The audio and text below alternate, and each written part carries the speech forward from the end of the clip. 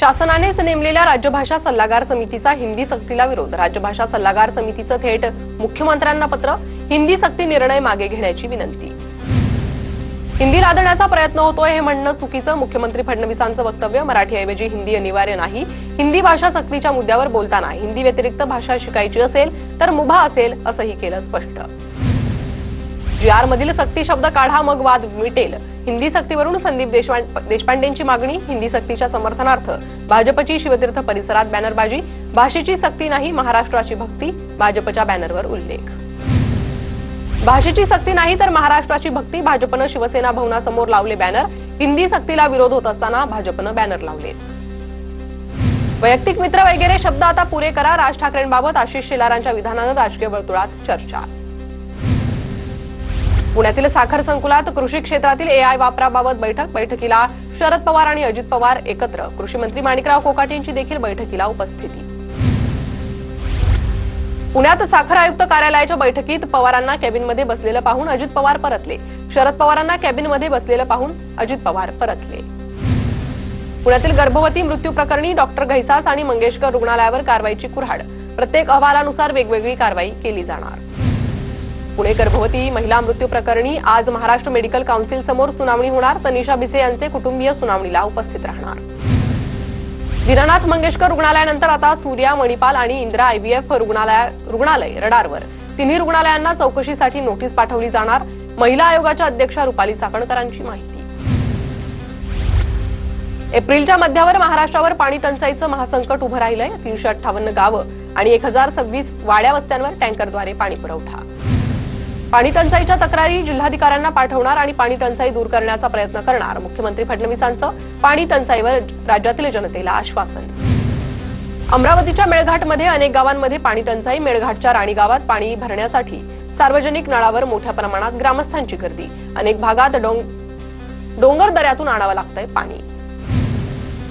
एक मंदिर, एक विहीर, एक स्मशानभूमी वापरा। समाजात सकारात्मक बदल घडवा। RSSचे सरसंघचालक डॉक्टर मोहन भागवतांचं उत्तर प्रदेशच्या अलीगडमध्ये विधान। नागपूरमध्ये भाजपच्या 17 मंडळ अध्यक्षांच्या नावांची घोषणा। भाजपचे शहराध्यक्ष बंटी कुकडेंनी केली घोषणा। पश्चिम नागपूर मंडळाची अद्याप घोषणा नाही।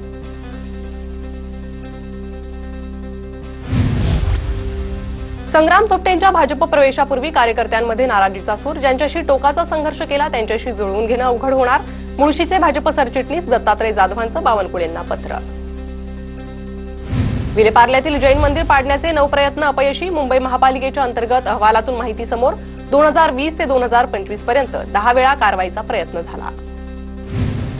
सोलापुरातील शिवमेळाव्याच्या जाहिरातीतून तानाजी सावंतांचा फोटो गायब। शिवसेना संपर्क प्रमुख शिवाजी सावंतांकडून शिवमेळाव्याचं आयोजन। विधानसभेवेळी सावंत बंधूंमध्ये फूट पाडल्याच्या चर्चा। सावंतांचा फोटो वगळल्यानं चर्चेला उधाण। नॅशनल हेराल्ड प्रकरणी काँग्रेस पत्रकार परिषद घेणार। देशभरातल्या 57 शहरांमध्ये पत्रकार परिषदा घेतल्या जाणार। आजपासून ते 24 एप्रिल दरम्यान नेत्यांना पत्रकार परिषद घेण्याच्या सूचना। नाशिकमधील दगडफेक प्रकरणी टिप्पर गँगचा सहभाग असल्याचं निष्पन्न। अटकेत असलेल्या टिप्पर गँगचा प्रमुख समीर पठाणचा पोलीस कारागृहातून ताबा घेणार। राजकीय पदाधिकाऱ्यांसह समीर पठाणनं चिथावणी दिल्याचं समोर।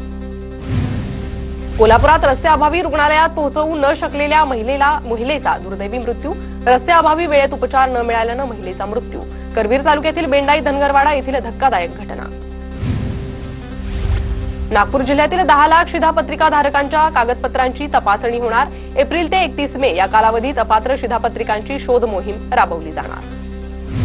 राज्यात महावितरणची थकबाकी जवळपास 1 लाख कोटी। वीज बिल वसुलीकडे महावितरणचं दुर्लक्ष। मोफत घोषणांमुळे कृषी पंपांचे 75,000 कोटी थकीत। मुंबईत म्हाडाच्या घराची किमती कमी होणार। किमतीचे नवे सूत्र ठरवण्यासाठी त्रिसदस्यीय समिती नेमली। मुंबईतील पत्राचाळीतील पुनर्विकासाच्या कामावर रहिवाशांनी उपस्थित केलेल्या प्रश्नाची हायकोर्टानं दखल घेतली। प्रकल्पातील सी विंगच्या इमारतीचं ऑडिट करण्याचे निर्देश। मुंबईतील मुजोर रिक्षा आणि टॅक्सी चालकांना दणका। मुंबईत गेल्या वर्षी 1163 रिक्षा आणि टॅक्सी चालकांच्या तक्रारी। RTOकडून 25 लाखांचा दंड वसूल। मध्य रेल्वेवरील दिवा मुंब्रा स्थानकादरम्यान उद्या रात्रकालीन ब्लॉक। पायाभूत सुविधांच्या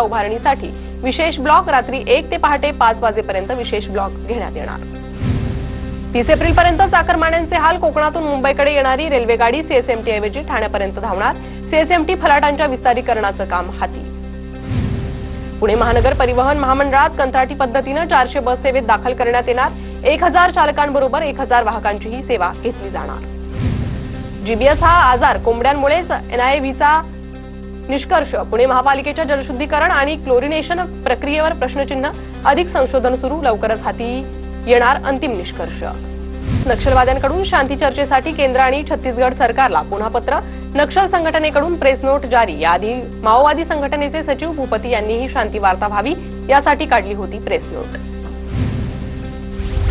महाराष्ट्रातील सर्वात मोठी रेती तस्करी गडचिरोली जिल्ह्यात उघड. वाघोलीसह इतर घाटातून आतापर्यंत 100 कोटींच्या रेती तस्करीचा आरोप. नदीपात्र बेकायदा पद्धतीनं पोकलेन टाकून रेतीचा अवैध उपसा. कारवाईची मागणी. पिंपरी चिंचवड पालिकेची अनधिकृत नळजोडणीवर थेट विद्युत मोटर जोडणाऱ्या 60 जणांवर दंडात्मक कारवाई. पाणीपुरवठा विभागाच्या भरारी पथकानं केली कारवाई. मोहीम सुरूच राहणार असल्याची पालिकेची माहिती. सोलापूरमधील करमाळा शहराला पाणीपुरवठा करणाऱ्या पाईपलाईनला कुंभेज फाट्याजवळ गळती. हजारो लिटर पाणी वाया. मात्र शहर प्रशासनाचं पाणी गळतीकडे दुर्लक्ष. रत्नागिरी शहरातील पाणीपुरवठा आज बंद राहणार. नळपाणी योजनेच्या देखभाल दुरुस्तीचं काम हाती. पाणी काटकसरीनं वापरा. नगर परिषदेचं नागरिकांना आवाहन. नाशिकमध्ये कमाल तापमानात 2 अंशानं घसरण. मात्र उकाडा कायम. आज शहरात 40 अंश सेल्सिअस तापमानाची शक्यता. गोंदिया जिल्ह्यात काल सर्वाधिक 42.2 अंश सेल्सिअस तापमानाची नोंद. पारा अजूनही वाढण्याची शक्यता. नागरिकांना काळजी घेण्याचं आवाहन. गोंदियातील अर्जुनीच्या शेतकऱ्यांचा मका